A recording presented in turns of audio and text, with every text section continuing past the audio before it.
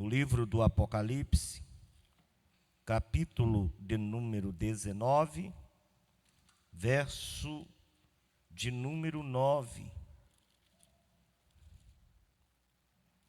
Iremos falar nessa noite sobre as bodas do Cordeiro, a grande festa que haverá no céu. Amém, irmãos? Glória a Deus. Se isso não tirar um glória a Deus da sua boca, do seu coração, vai ficar difícil, não vai? Tem uma festa preparada para a igreja, para os vencedores. Aqueles que perseverarem até o fim vão participar dessa grande festa. Glória a Jesus. Apocalipse, capítulo de número 19, versículo de número 9.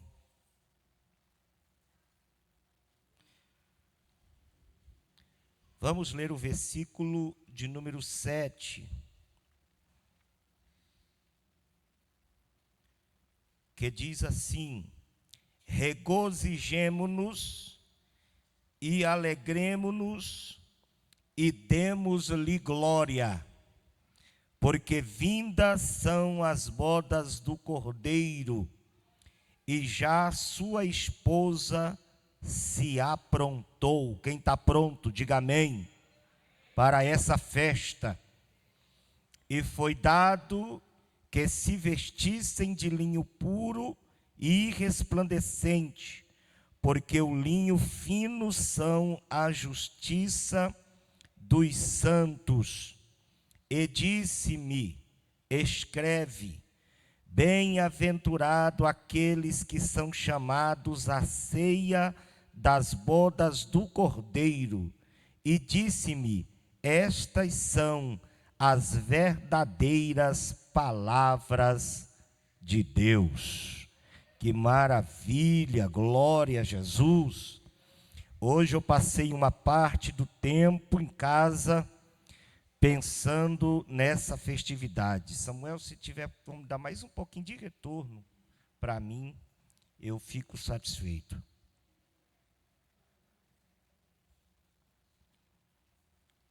Nós ministramos na semana passada falando do grande tribunal na glória, chamado pelo apóstolo Paulo de o tribunal de Cristo. Um tribunal que não é para a salvação, não é para decidir quem permanece no céu ou quem volta de lá. Uma vez que você entrou nas mansões eternas, irmãos, nunca mais você sairá de perto de Jesus. Nunca mais. Se ouviu o toque da trombeta e ouviu o arcanjo chamar o seu nome e você foi transformado, você está salvo. Glória a Deus, né?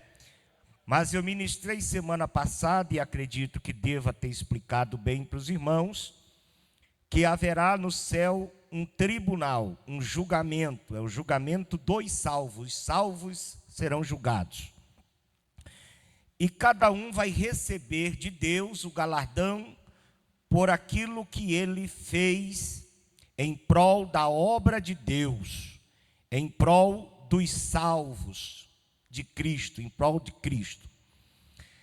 Após esse tribunal, que eu não sei quanto tempo vai levar, não há nenhum tipo de informativo na Bíblia Sagrada de quanto tempo vai durar esse tribunal. Primeiro porque na glória não existe hora, não existe minuto, não existe segundo, não existe dia, não existe noite, não existe amanhã e não existe ontem. No céu é sempre, sempre, sempre e sempre. É a eternidade. Então não há tempo no céu. Não tem como estipular tempo. O que sabemos é que os 7 anos da grande tribulação aqui na terra será o período que a igreja vai passar com Jesus na glória, né? na primeira etapa, na primeira fase, porque a segunda é da Nova Jerusalém.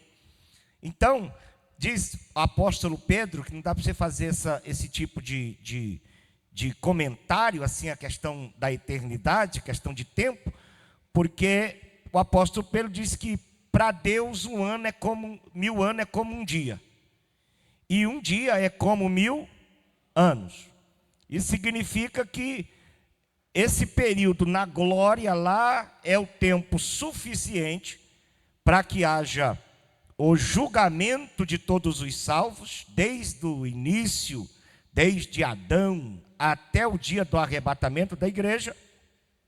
E após esse tribunal, após o Senhor Jesus galardoar os fiéis no grande tribunal da glória, a igreja então finalmente ela será conduzida para uma sala.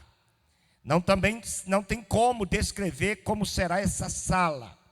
Eu chamo de a sala do banquete. Glória a Deus. A igreja então, depois de galardoada, cada um recebeu de Deus o louvor por tudo que você fez na obra de Deus, e agora coroada, você vai para esta sala e será conduzida para a sala do banquete, onde será servido a grande ceia do Senhor. Nesse banquete vão estar os salvos de todas as épocas, desde a fundação do mundo, e sob o olhar dos anjos. Tem coisa que eu gosto, que eu escrevo. Algumas coisas que eu escrevo eu gosto. E eu gostei disso aqui. Sobre o olhar dos anjos, a igreja vai estar sentada à mesa e vai participar da ceia gloriosa na glória junto com Jesus.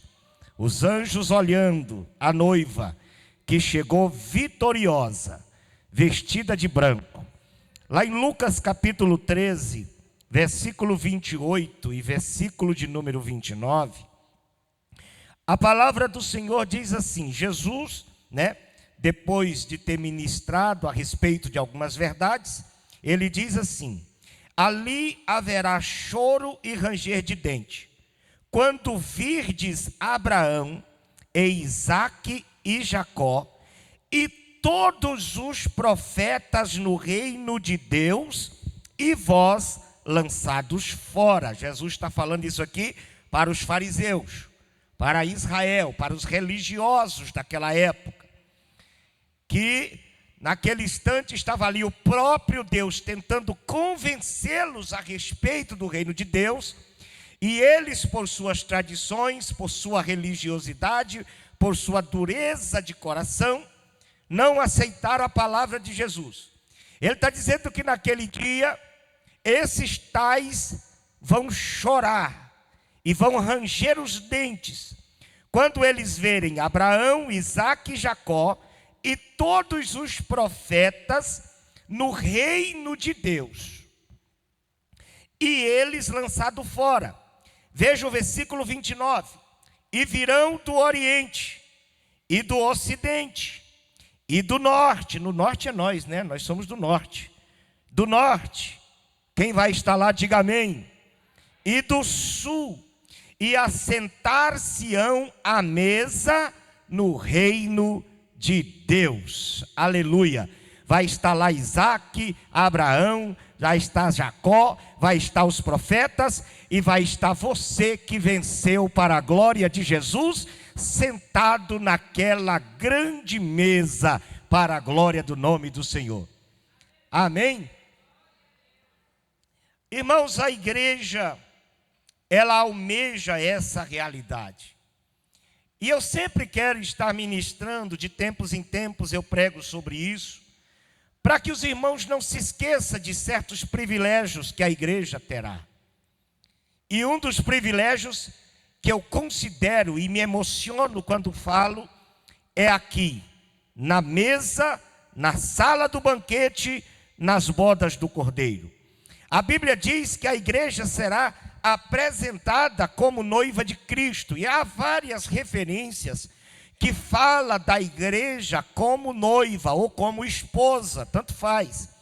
Lá em Apocalipse 19, que eu acabei de ler aqui, do verso 7 ao verso 8, eu disse: regozijemo-nos e alegremo-nos e demos glória, porque são vindas as bodas do Cordeiro e a sua esposa já se aprontou. Tem uma tradução que diz assim: já está pronta.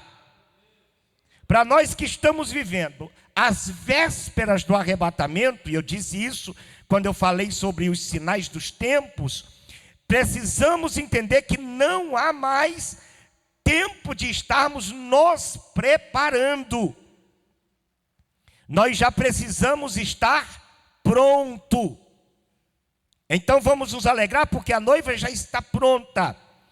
E foi-lhe dado que se vestisse de linho puro e resplandecente. Aqui é uma linguagem que mostra a igreja em um corpo glorificado e transformado, vestido de linho e resplandecente, e assentar-se-ão à mesa no reino de Deus. E resplandente, porque o linho fino são a justiça dos santos. Glória a Deus. A igreja é apresentada em muitos textos como a esposa, como a noiva. Literalmente, entenda o irmão, que nós não somos uma noiva literalmente. Tá bom, irmãos? Nós não vamos ter ali no céu um casamento literal.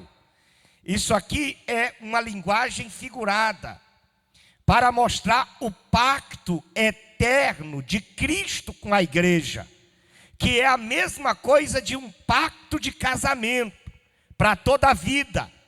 E esse pacto que Cristo fez com a igreja é para toda a eternidade toda. Glória a Deus. Por isso que a igreja é apresentada como noiva e Cristo é apresentado como noivo. Paulo, em 2 Coríntios capítulo 11, quando ele quer clamar à igreja de Corinto para uma guinada na sua vida espiritual, para viver a transformação, para se converter de verdade, porque a igreja de Corinto não tinha se convertido de verdade. Havia muitas coisas erradas na igreja de Corinto. Olha como Paulo conversa com a igreja de Corinto para mostrar o privilégio que tem no céu para ela, se ela viver de conformidade com a palavra do Senhor. Em 2 Coríntios capítulo 11, no verso 1, Paulo diz assim: oxalá, ou quisera, tanto faz, é a mesma palavra, oxalá suportasse-me um pouco mais na minha insensatez, ou na minha loucura. Suportai-me, porém, ainda, porque, eu estou pulando aqui, para aí. Suportai-me, porém, ainda, porque estou zeloso de vós, com zelo de Deus, o cuidado de Paulo com a igreja, porque vos tenho preparado para vos apresentar como uma virgem a um marido, a saber, Cristo. Paulo estava dizendo assim: eu estou cuidando de vocês, estou preparando vocês, estou ornamentando vocês, como um pai cuida da sua filha virgem, para apresentá-la a um marido. Só que nesse caso, Cristo é o esposo da igreja. Você é a noiva, você é a esposa. Cristo é o marido, é o esposo.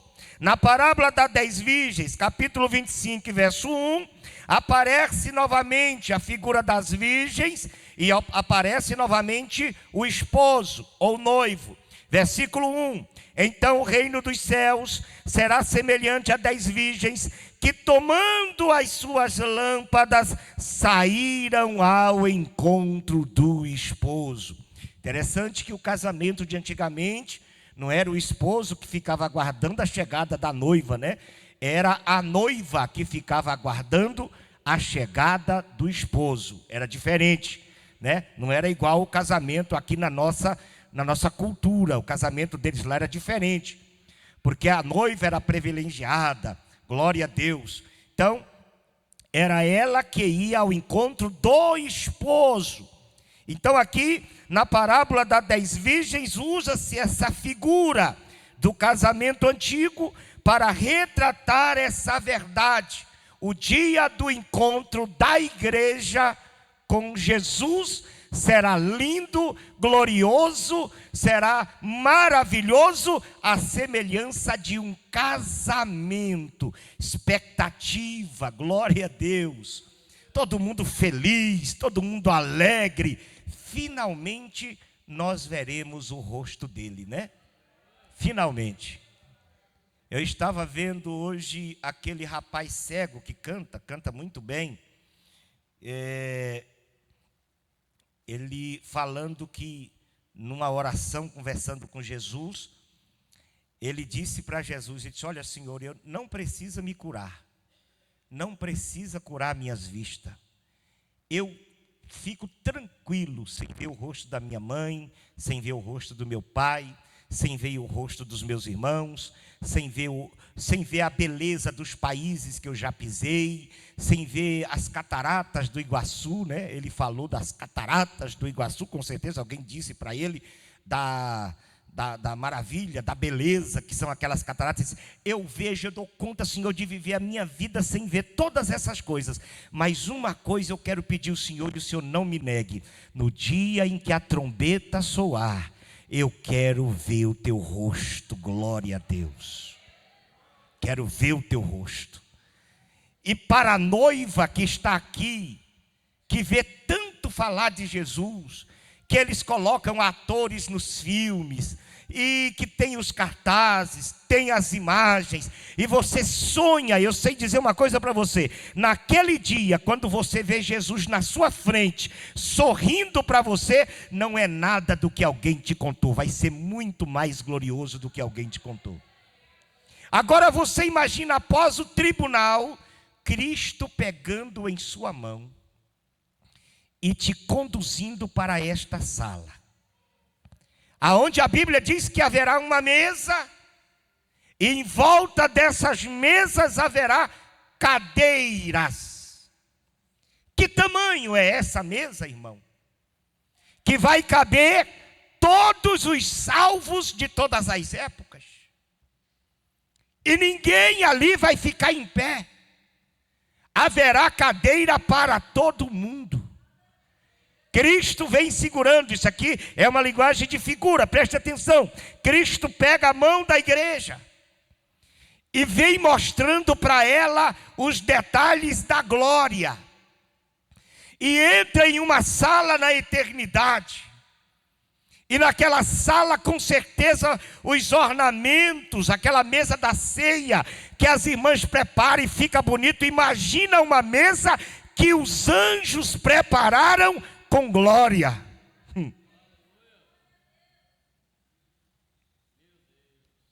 Não será nada igual ao que você já viu.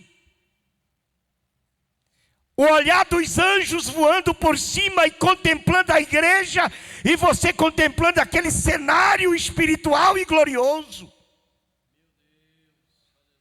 Tudo que parecia ser ficção, parecia que era como um sonho. A gente via, como disse Paulo, como por um espelho nublado, mas agora está revelado. Você está vendo tudo nitidamente. Você verdadeiramente está na glória ao lado de Jesus.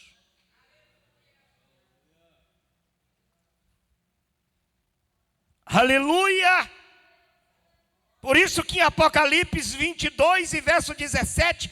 João, quando contempla e vê tudo aquilo por visão, João diz assim: e o Espírito e a noiva dizem: vem.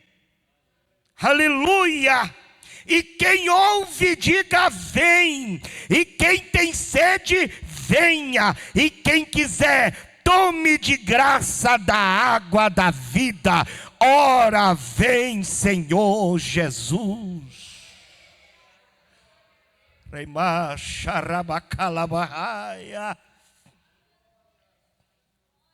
Jesus vem conduzindo a noiva. Lá está a mesa, cheia de cadeiras. Tudo está preparado. Uma daquelas cadeiras de glória é sua. Foi preparada a eternidade inteira para você. Que privilégio. Coroada de vestes resplandecentes, segurando a mão do mestre, ele coloca você nessa sala.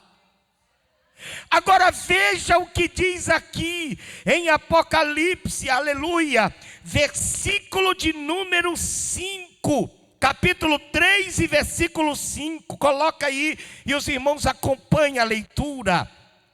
Ao que vencer, será vestido de vestes brancas. De maneira nenhuma riscarei o seu nome do livro da vida, e confessarei o seu nome diante do meu Pai e diante dos meus anjos. Jesus pega crente por crente, leva até o trono de Deus e diz: Pai, esse aqui é o Zé Antônio. Zé Antônio, esse aqui é meu pai. Meus anjos, esse aqui é o Zé Antônio. Zé Antônio, esses são os meus anjos. Ele te apresentará ao Pai e aos anjos lá na glória, e confessará o teu nome. É um vencedor.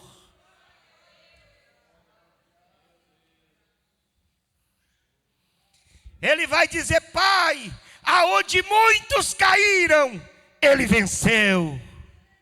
Aonde muitos me negaram, Ele não me negou. Aonde muitos recuaram, Ele não recuou. Ele agora faz parte da eternidade. Vai morar conosco aqui agora para todo sempre.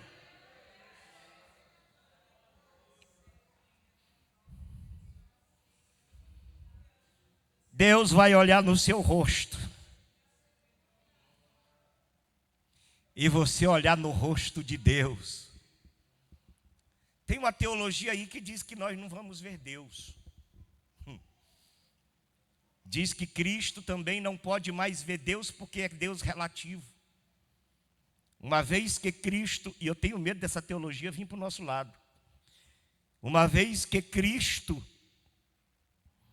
aceitou se tornar homem, nunca mais ele pôde ver o rosto de Deus.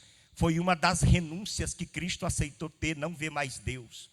Cristo tem que viver a eternidade agora sem ver o rosto de Deus.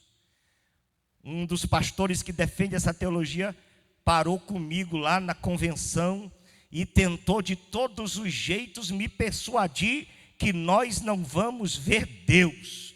Eu disse: com essa pregação do Senhor, eu tenho que concordar. O Senhor jamais vai ver Deus, mas eu verei o rosto do meu Criador. É a Bíblia quem diz que eu verei o rosto. É a Bíblia que diz que Cristo confessará diante de Deus o meu nome.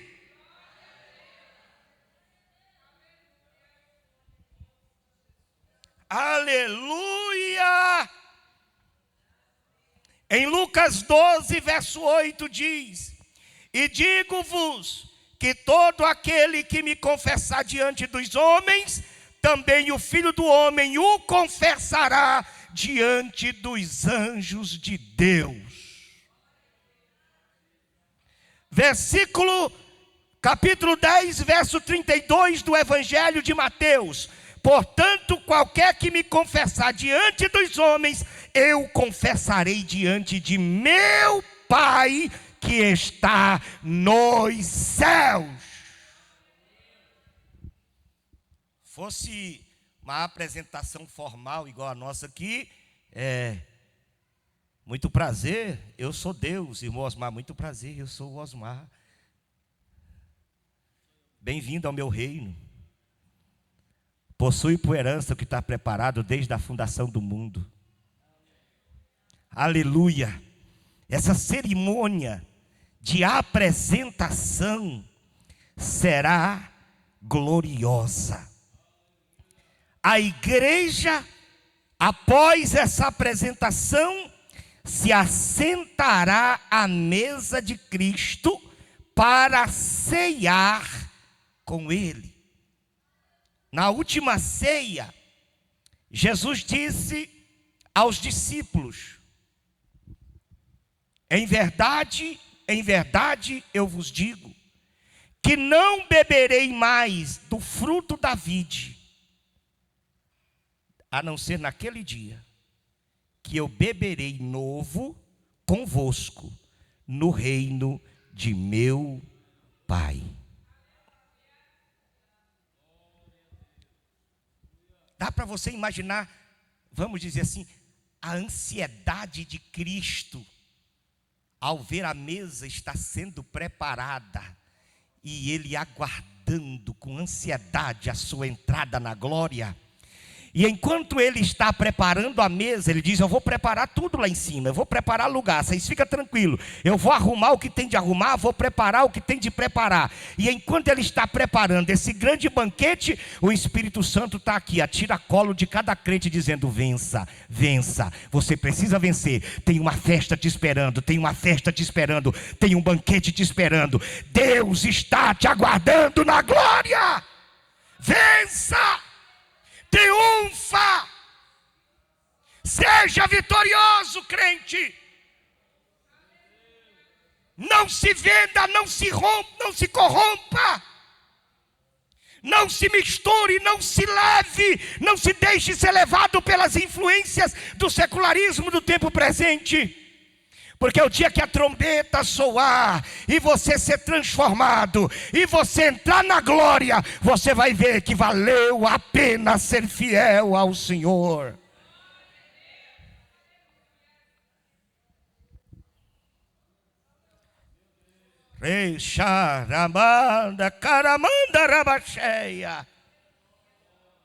Agora aqui a emoção de cada crente.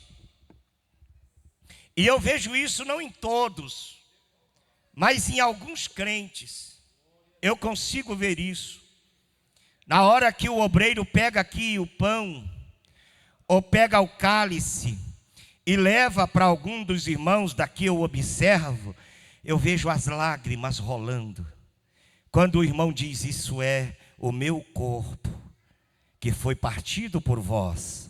Isto é o meu sangue, que foi derramado por vós, tomai dele todos. E aí você pega o pão e o cálice e participa, e eu vejo lágrimas rolando, de emoção, de alegria, por tudo que Cristo fez por nós, e a gente não merecia. Ninguém aqui merecia o que Cristo fez. Ninguém aqui é bom o suficiente para merecer o sangue e a carne de Jesus.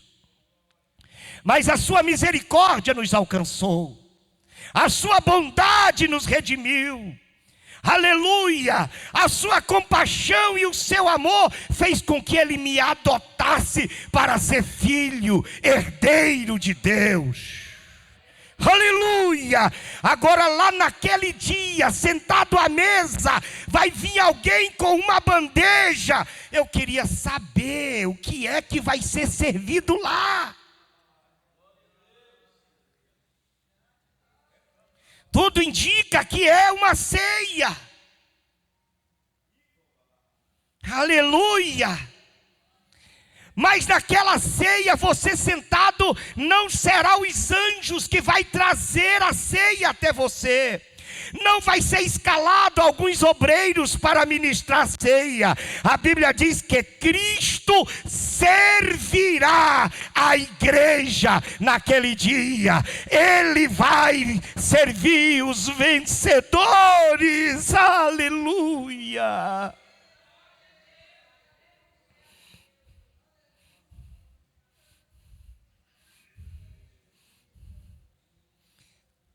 Ao som dos cânticos dos anjos, dos instrumentos eternos,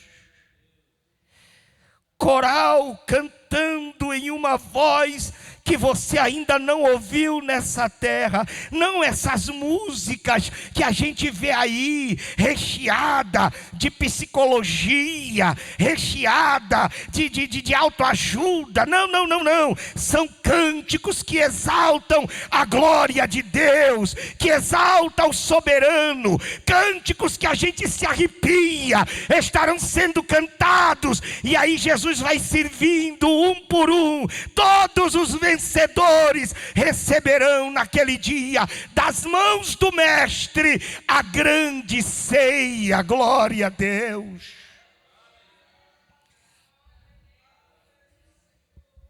Você sonha com isso? Você pensa nisso? Você tira tempo para se imaginar o que dizer diante de tanta glória? Do meu lado, Abraão, o pai da fé, o grande amigo de Deus, cuja história nos ensinou tanto, e se não fosse a história de vitória de Abraão, talvez a gente não teria vencido. Jacó, uma história de transformação ali. Elias,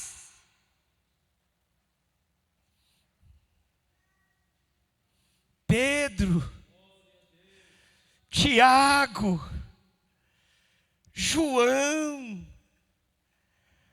Paulo,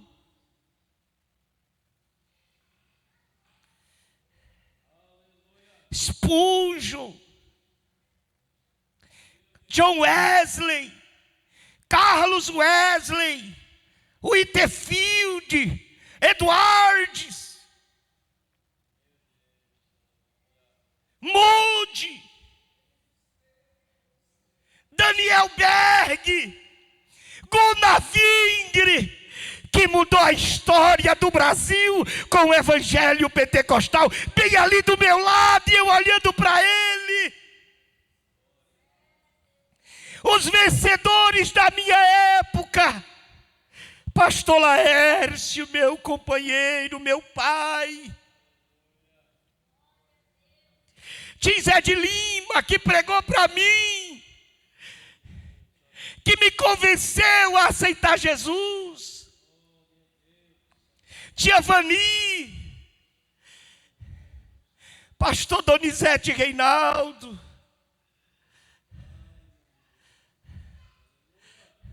Mão Batista, que sentava naquele cantinho ali, Manvaninha, que fez tanta pamonhada nessa igreja e repousa na glória. Naquele dia eu vou abraçar cada um, e alguém vai dizer: você veio, e eu vou dizer: eu consegui, eu cheguei, eu estou aqui, glória a Deus.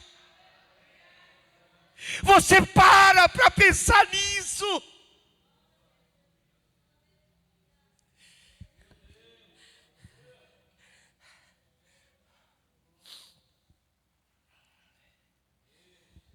Shaiko vendaratsi que alaiovicha.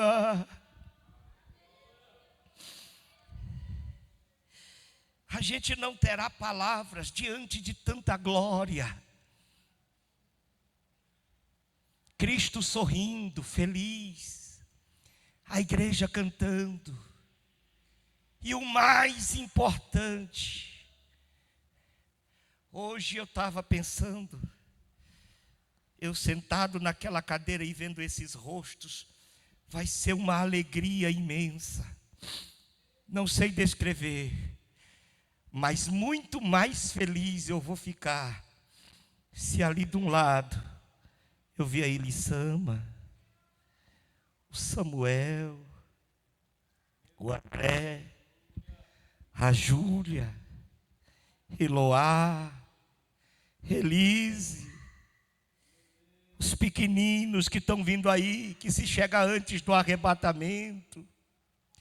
Eu ver minha casa, minha família, venceram também.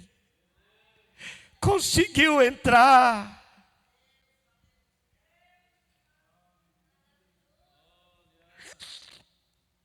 Pastor, agora me deu tristeza, porque minha família está assim. Ainda dá tempo de nós nos levantarmos em clamor, em jejum e oração, para que a nossa família também desfrute desse banquete naquele dia. Quantos crê que Deus vai resgatar a nossa casa? Quantos crê que Deus vai salvar nossos parentes? Ainda há tempo, igreja. Se levante, saia da inércia. Se levante da mornidão. Cristo quer salvar a nossa casa.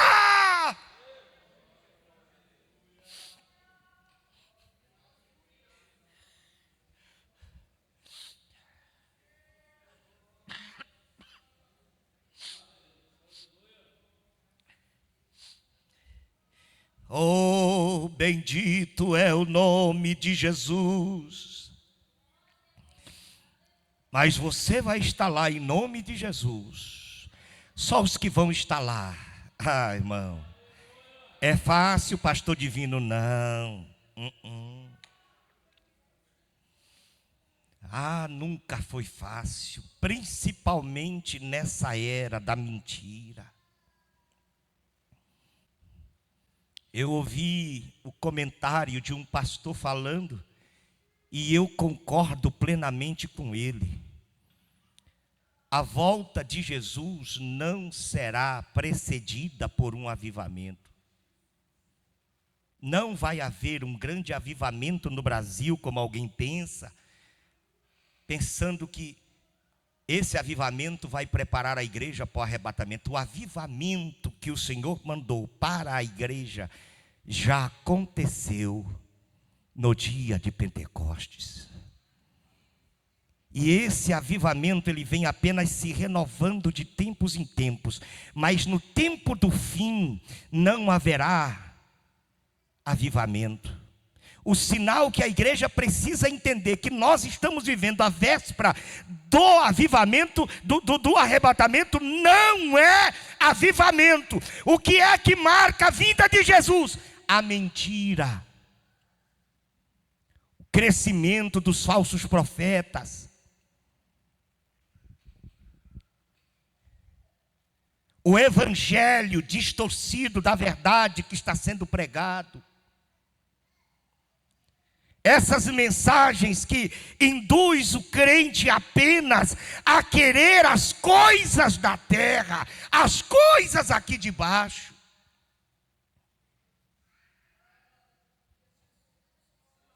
Esse aglomerado de falsos pastores, de igrejas que não têm coragem de renunciar a nada para entrar na glória.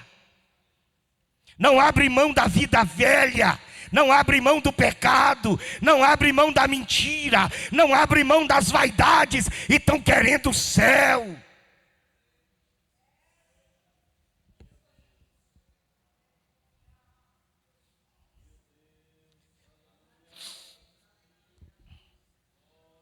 O arrebatamento vai acontecer e nós iremos, em nome de Jesus, subir para a glória. Mas infelizmente, são poucos que vão conseguir.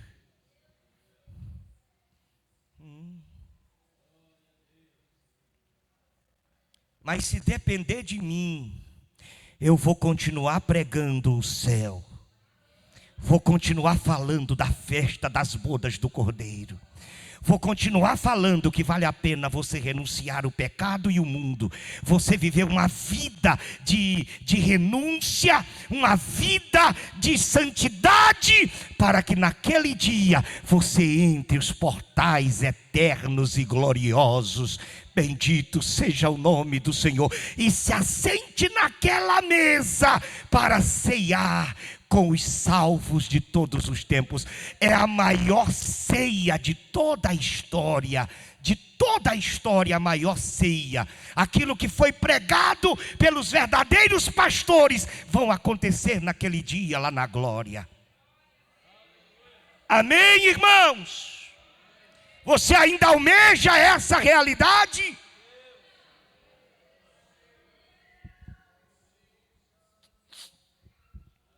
Agora voltando àquele versículo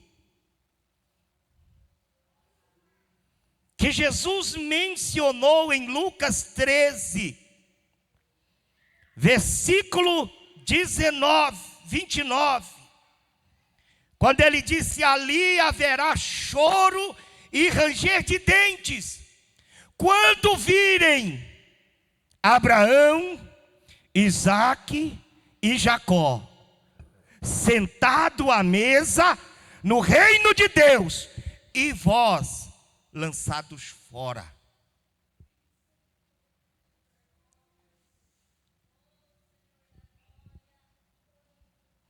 Alguém um dia me perguntou, eu preguei uma mensagem um pouco dura numa festividade, e uma pessoa me chamou depois do culto, eu estava saindo para ir embora, e essa pessoa disse assim para mim: pastor, o senhor acha que Deus tem coragem de jogar esse tantão de crente que existe hoje aí no inferno, porque não vive conforme o que o senhor pregou ali? Bom, eu vou ler de novo o versículo de número 28. Ali haverá choro e ranger de dentes, quando virdes Abraão, Isaque e Jacó, e todos os profetas no reino de Deus, e vós lançados fora. Então haverá uma classe de gente que não vai participar desse banquete. Haverá uma classe de gente que não vai entrar nessa festa. E o pior é que essa turma que não vai entrar, conhecem a verdade. São pessoas que ouviram, que foram avisadas, mas decidiram jogar com a vida eterna. Irmãos, não se joga com a vida eterna, não se joga com a vida, principalmente com a eterna. Isso aqui não é um jogo para nós arriscarmos, isso aqui é uma verdade e precisa de dedicação. Não dá para jogar com isso aqui, não dá para arriscar. Eu vou desse jeito para ver como é que fica, não dá. Porque o choro e o sofrimento de quem não subiu será grande. Jesus descreve isso aqui como choro e ranger de dentes, dor na alma.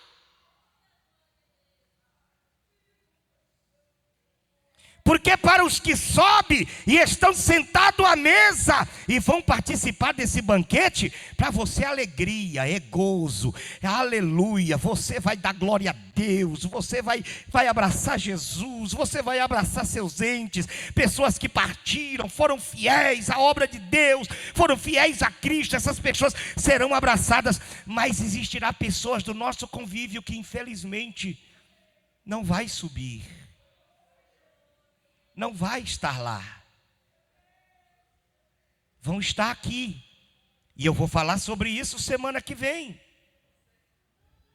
Porque enquanto a festa lá em cima, há choro e ranger de dentes aqui embaixo, há desespero, há lamúria.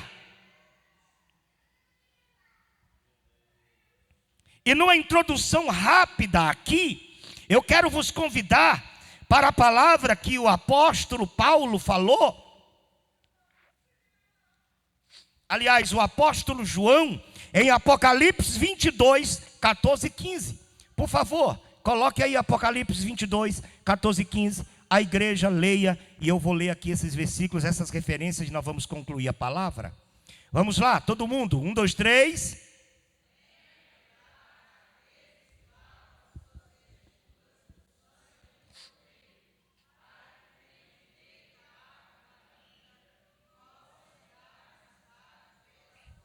Versículo 5.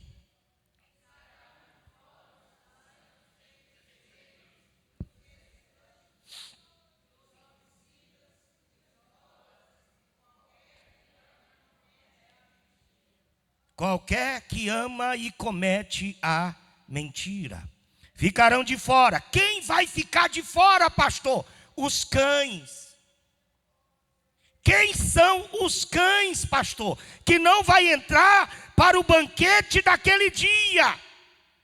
Segundo a Bíblia, provavelmente os maus obreiros, aqueles que escarnecem das coisas espirituais e voltam para a vida velha, mesmo estando dentro da igreja, um perigo da atualidade hoje.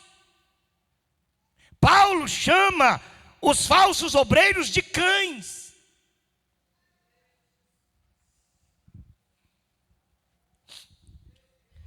Aí em Filipenses capítulo 3 e verso 2, guardai-vos dos cães, guardai-vos dos falsos obreiros, guardai-vos da falsa circuncisão, a religiosidade. E Pedro descreve o crente que vive dentro da igreja, mantendo uma vida de pecado e de erro, como se ele fosse um cão. Eu li aqui que eu disse para vocês que lá em 2 Pedro, capítulo de número 2 e verso 22, é um dos versículos mais pesados que eu acho na Bíblia. Quando Pedro descreve daqueles que veio para a igreja, se purificou, aceitou Jesus, participa da ceia, mas daqui a pouco começa a viver todo o opróbrio da vida velha que um dia ele já viveu. Pedro diz aqui, que sobre esse se cumpriu um verdadeiro provérbio: o cão voltou ao seu próprio vômito, e a porca lavada a se sujar no velho lamaçal. Quem são os cães? Aqueles que escarneceram da doutrina, que escarneceu da verdade. Aleluia! Não vão estar lá, não vão conseguir entrar. Mas bem-aventurado aquele que lava as suas vestes no sangue do Cordeiro, porque terão direito de entrar na cidade pelas portas. Quem não é cão vai entrar na cidade pelas portas. Vai se abrir os portais eternos e você será convidado. Entra, bendito de meu Pai. Glória a Jesus.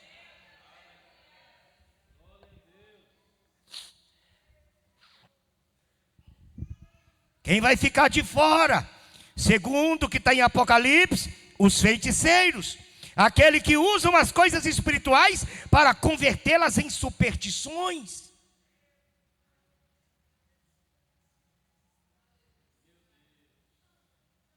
E hoje, essas igrejas por aí, para poder explorar a miséria e a fé do povo, pratica todo tipo de superstição. Eu não contei para vocês que uma irmã na sede chegou em mim em particular e disse: pastor, olha aqui, uma garrafinha de 600 ml lá com logo de uma igreja. Olha aqui, comprei. Não, irmão, isso foi em 2013. R$600, pastor, R$100 cada ml.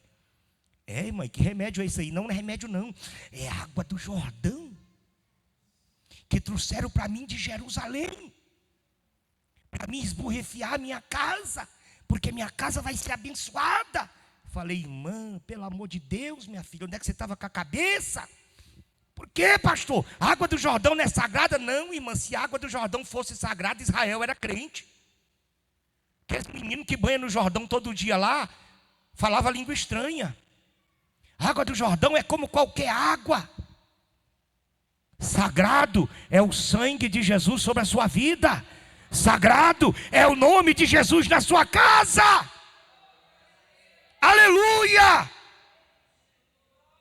Fazem feitiçaria nas igrejas, engana o povo, não vão sentar na mesa daquele dia. Aleluia! Mas você que honrou a palavra, você que viveu a palavra, você que se santificou pela palavra, vai estar sentado na mesa ao lado de Cristo naquela grande festa. Você pode dar glória a Deus? Ficarão de fora os que se prostituem.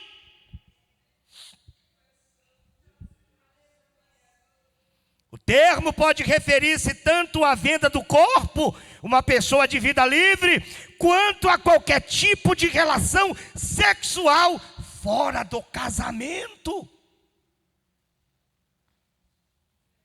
Eu tenho orado pela nossa juventude. Eu tenho chorado pelos nossos jovens de madrugada. Eu tenho pedido a Deus por eles. Eu nunca vi uma geração de jovens tão fracos.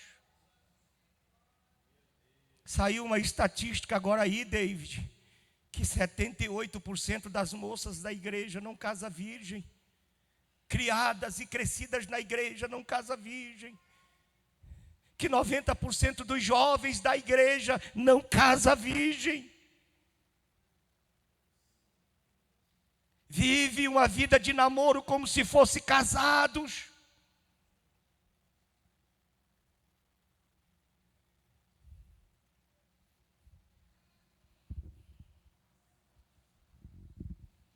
Em muitas igrejas, adultério não é mais pecado. Prostituição, fornicação não é mais pecado. A Bíblia diz em 1 Coríntios 6,18: fugir da fornicação. Todo pecado que o homem comete é fora do corpo, mas o que fornica peca contra o seu próprio corpo. E aí Paulo diz: não sabeis que sois o templo do Espírito Santo que habita em vós, proveniente de Deus, e que não sois de vós mesmo? Você não sabe que esse corpo aí é o templo do Espírito de Deus? Enquanto você fornica, se prostitui, adultera, você mancha esse templo. Por que que era tão importante o nosso conjunto de jovens estar num culto de ensino? Numa escola dominical?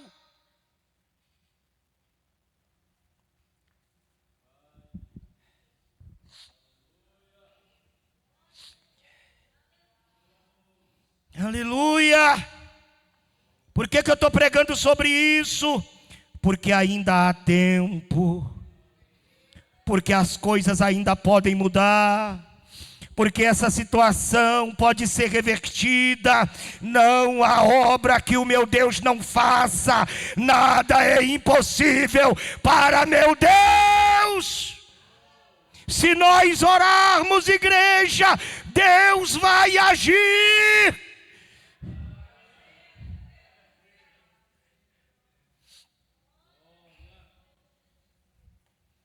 Aí alguém ficou triste, o pastor Divino no domingo deu um rala aqui e falou e tal, por causa dos adolescentes, mas como não?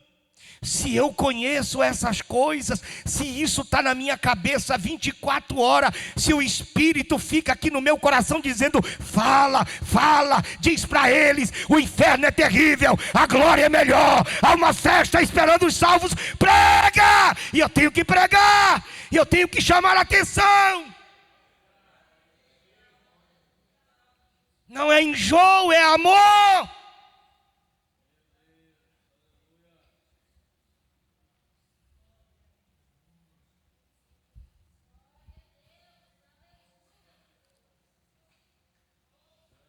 Porque será triste naquele dia para muita gente.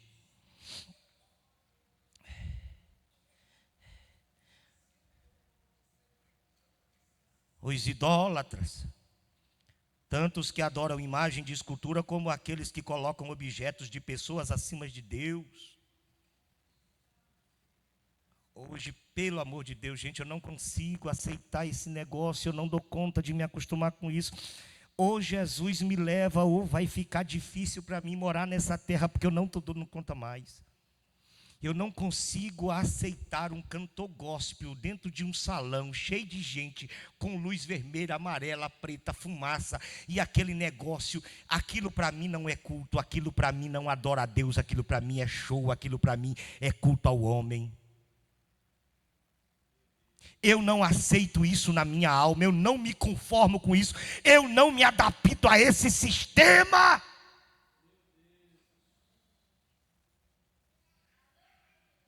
Eu perdi a graça com cantar, eu não canto mais na minha casa, muito difícil pego o violão, eu quase não canto na igreja, porque eu estou, irmãos, eu nem sei dizer como é que eu estou diante disso que eu estou vivendo. Esse mundo não me cabe mais.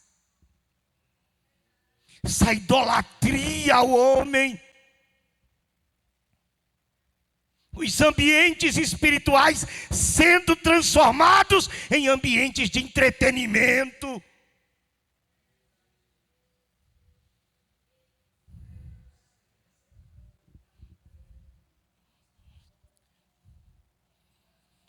Aleluia! Ora vem, Senhor Jesus. Eu almejo o céu, eu tenho saudade do céu, eu quero o céu, eu quero as mansões eternas. Eu acho que já está bom o que a gente viveu aqui. Esse mundo está triste, a igreja está triste, tudo que a gente vê está muito triste.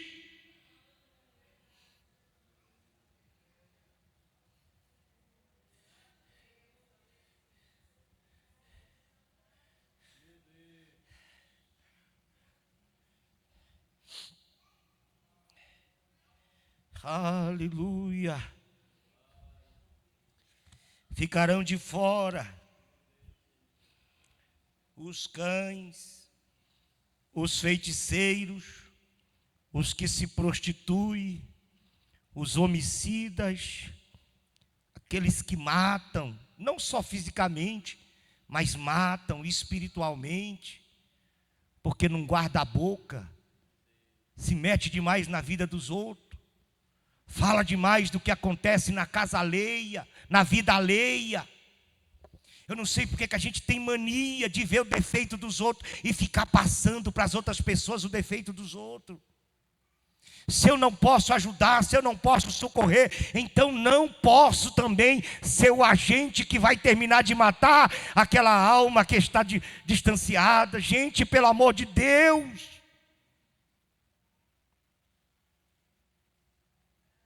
João disse que se eu não amar o meu irmão, eu sou homicida. Porque quem não ama fala mal, difama, ignora. Sim ou não, igreja? Nessa mesa que está preparada, não tem lugar para gente com esse coração. Não tem lugar para quem odeia. Não tem lugar para quem não ajuda, não tem lugar para quem não ora, quem não paga preço em favor do seu irmão. Ficarão de fora os homicidas, ficarão de fora os mentirosos. O que tem de mentira dentro das igrejas, gente? E a Bíblia diz que o pai da mentira é o diabo. E a Bíblia diz que ele foi homicida desde o começo dos tempos.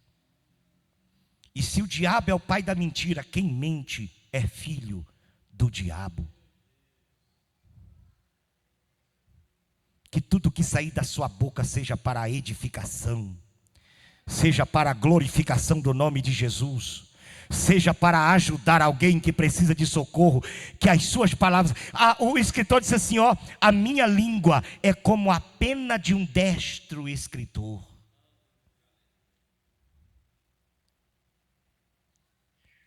O destro escritor, quando escreve, dá prazer em ler. Quem tem a língua como um destro escritor, você tem prazer de ouvi-lo. O que ele fala ajuda, socorre, edifica. Aleluia! Lá no céu só vai ter lugar para quem vive a verdade. Quantos filhos de Deus tem aqui, irmãos? Diga glória a Deus. Então você tem que viver a verdade, porque Deus é a verdade. Amém? Põe a mão no coração e diga em nome de Jesus: eu não vou falhar naquela festa. Eu vou estar lá, ao lado do meu Jesus. Diga glória a Deus, se você tem convicção disso que você falou aqui essa noite. Que essa palavra continue poderosamente no seu coração. E que venha as bodas do Cordeiro. Em